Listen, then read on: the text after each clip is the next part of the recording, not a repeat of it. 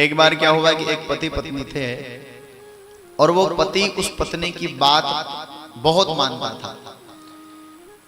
तो पत्नी थोड़ी कंजूस थी। उसने कहा कि पति देवता आप जब भी सामान लेने जाओ तो भाव राव करके ले आया करो। पति ने कहा जो आज्ञा श्रीमती जी, जैसा आप कहें वैसा करूंगा। अब एक दिन क्या हुआ कि करवा चौथ का व्रत आया। अब करवा चौथ का व्रत के दिन पत्नी के लिए कहीं न कहीं लाणो पड़े। बोले मारी घरवारी चौमासा में एकली कुड़े जावे न आली भेवे, तो कहीं न कहीं बढ़िया अफसोस ले कि बरसात में वो गीली न हो। करवा चौथ का दिन आया। पति ने पत्नी से पूछा क्या लेकर आना है। उसने कहा एक काम करो, जो इच्छा हो सो लिया आना, पर हाँ पति देवता बिना भाव किए मत लाना। अगर महंगा लिया है तो मैं घर में नहीं घुसने दूंगी, वापस भगा दूंगी यहाँ से। पति कहे ठीक है साहब, भाव करके लाऊंगा। घर में से 500 रुपए दिए पत्नी ने। बोले 500 दे रही हूं, इसका मतलब ये नहीं कि 500 खर्च करके आ जाओ, 400 वापस बचा कर लाना। हाँ, अब इसने सोचा मैं 100 रुपए में क्या लेकर आऊंगा। ये गया घर से बाहर गया, बाजार गया। बाजार में एक दुकान खुली हुई थी जिसपे बरसाती मिलती है, छाता मिलता है, सब कुछ मिलता है, रेनकोट वगैरह। ये वहां गया, दुकानदार ने दुकान खोली ही थी, इसलिए इसने जाकर कहा अरे सेठ जी। सेठ जी कहा बोलो साहब क्या चाहिए। बोले मेरी पत्नी के लिए गिफ्ट चाहिए। क्या चाहिए। बोले काम करो सबसे अच्छा बताओ क्या चीज अच्छी है। तो उसने कहा भाई किसके काम में चाहिए, किस लिए। बोले मेरी घरवाली कुएं पर जाती है तो उसके पानी बरसात में पानी ना आए इसलिए चाहिए। बोले छाता ले लो आप, छतरी। ठीक है कितने में दोगे। दुकानदार ने सब छतरियां बताई, ये बटन से खुलने वाली है, ये हाथ से खुलने वाली है। तो बोले नहीं मेरी घरवाली के लिए तो फैशनेबल चीज लेनी, बटन वाली चाहिए मेरे को। तो हाँ करवा चौथ का गिफ्ट देना है तो ऐसे ही थोड़ी दूंगा। बोले बटन वाली लोगे तो ये आपको कम से कम 700 रुपए में पड़ेगी। अब वो जेब हमारे 500 लाई, 700 कटाऊं दो भाई, और फिर उस 500 में से भी 400 ले जाना है, क्या करूंगा। इसने कहा 700 ज्यादा हो जाते हैं सेठ जी, 600 में दे दो ना।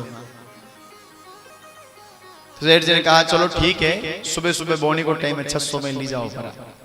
फिर इसने कहा जेब में तो 500 ही है, 600 भी कैसे दूं मैं। इसके पास पैसे ही नहीं होते तो क्योंकि घरवाली थोड़ी सी हाँ।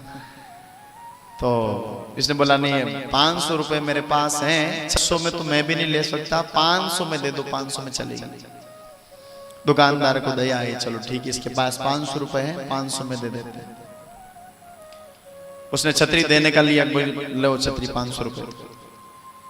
अब जैसे 500 रुपए की बात हुई सोई इसने पुनः कह दिया महाराज 500 रुपए तो है मेरे पास, लेकिन इस छतरी का 500 मुझे ज्यादा लग रहा है।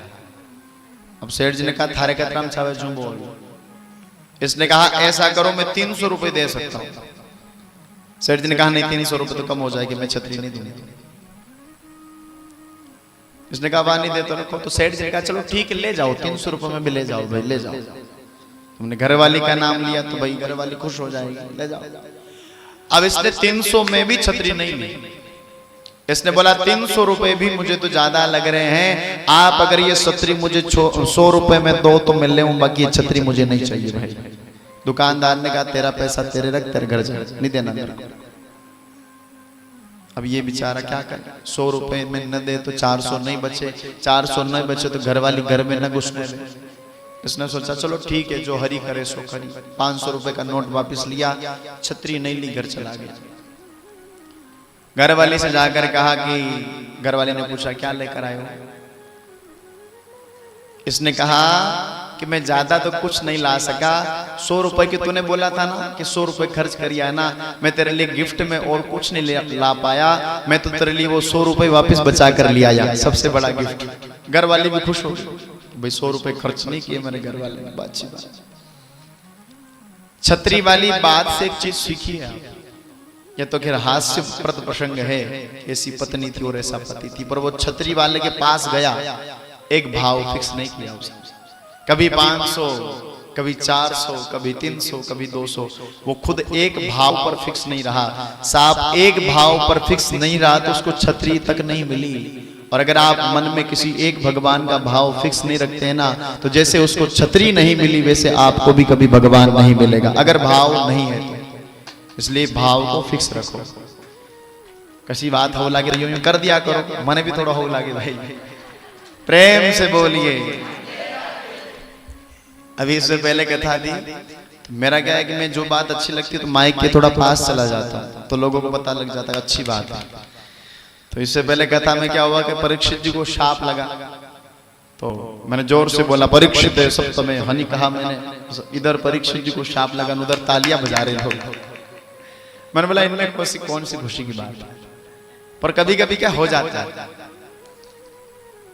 इसलिए इस दृष्टांत का मतलब यह है कि आप अपने भाव को फिक्स रखो।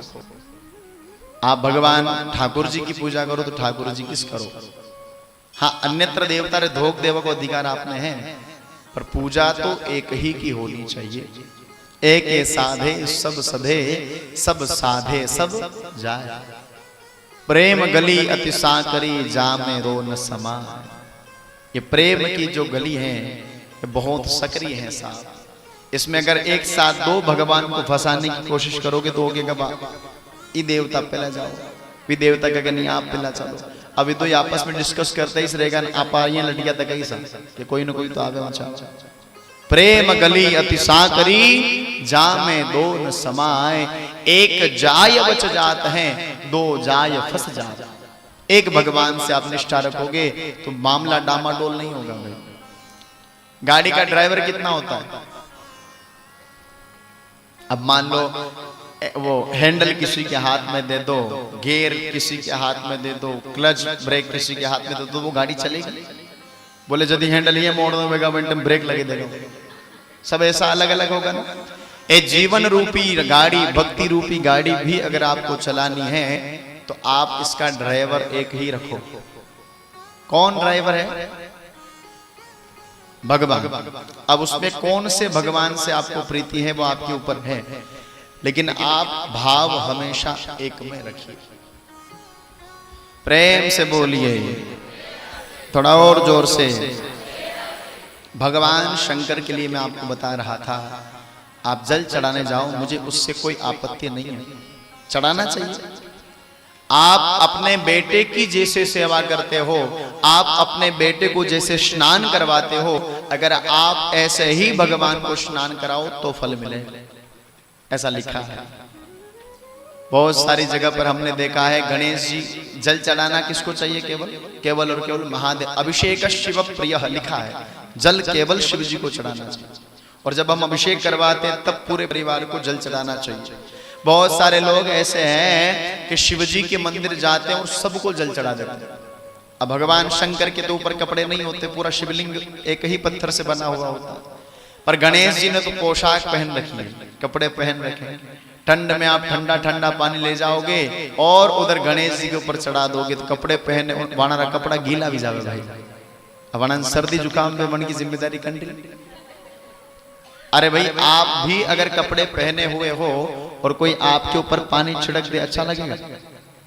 अगर आप भगवान गणेश जी को भी जल चढ़ाओ ना, तो पहले उनकी पोशाक को उतार कर फिर एक हाथ से उल्टे हाथ में जल का लोटा लीजिए, उससे जल चढ़ाइए और सीधे हाथ से भगवान को मालिश करिए, तब जाकर भगवान को अच्छा लगेगा।